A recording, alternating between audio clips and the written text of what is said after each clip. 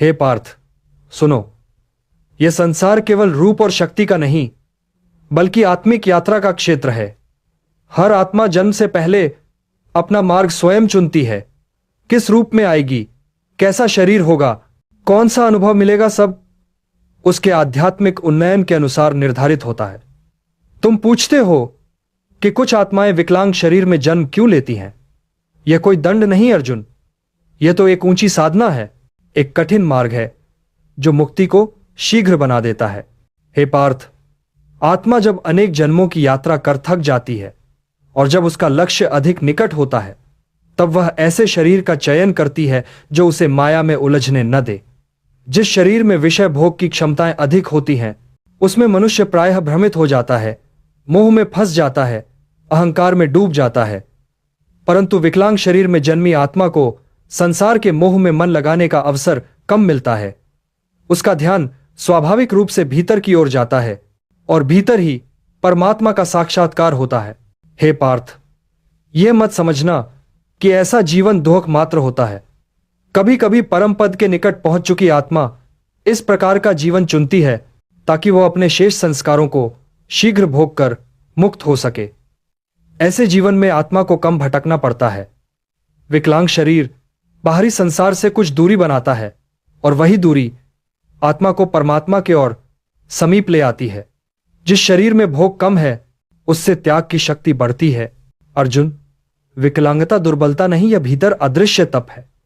जितनी बाधाएं बाहर होती हैं, उतनी ही शक्ति भीतर प्रज्वलित होती है। संसार जिस व्यक्ति को असहाय समझता है, संभव है वो आत्मिक दृष्टि से अत्यंत प्रबल हो। उनके भीतर करुणा गहरी होती है, धैर्य विशाल होता है और प्रार्थना सहज बहती है। यह सब मुक्ति का मार्ग प्रशस्त करता है।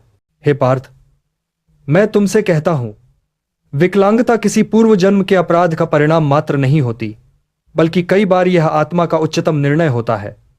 ऐसा जन्म पाने वाले परमात्मा के अत्यंत प्रिय होते हैं, क्योंकि उनका संघर्ष बाहरी नहीं, पूर्णतः आंतरिक होता है। और आंतरिक युद्ध ही वास्तविक युद्ध है।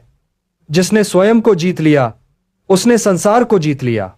अर्जुन, इस संसार में लोग बाहरी रूप देखकर जल्दी निर्णय कर लेते हैं, परंतु मैं आत्मा को देखता हूं। जिस शरीर में कमी दिखाई देती है, वहां आत्मा बल की तीव्रता छुपी होती है। विकलांग शरीर में जन्म लेने वाली आत्मा पर मेरी कृपा अधिक रहती है, क्योंकि मैं जानता हूं वह कठिन पथ पर चल रही है। उसके हर आंसू में तपस्या है और हर मुस्कान में विजय।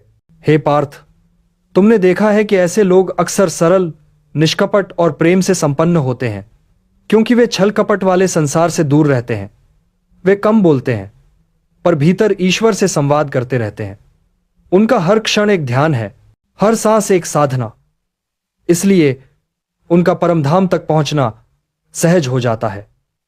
संसार उन्हें दया की दृष्टि से देखता है, परंतु वास्तव में वे ही उन आत्माओं में से हैं जो शिखर तक पहुंचने के लिए अंतिम सीढ़ियां चढ़ रहे होते हैं। यह भी जानो अर्जुन, जब आत्मा अत्यंत पुण्यशाली होती है, तब वह दूसरों को करुणा, सेवा और प्रेम का अवसर देने के लिए ऐसा जन्म स्वीकार करती है। वह स्वयं सहन करती है, परंतु उसके आसपास रहने वाले लोगों को मानवता का पाठ पढ़ा जाती है। यह भी मुक्ति का मार्ग है, स्वयं के माध्यम से दूसरों को ईश्वर के पास ले जाना।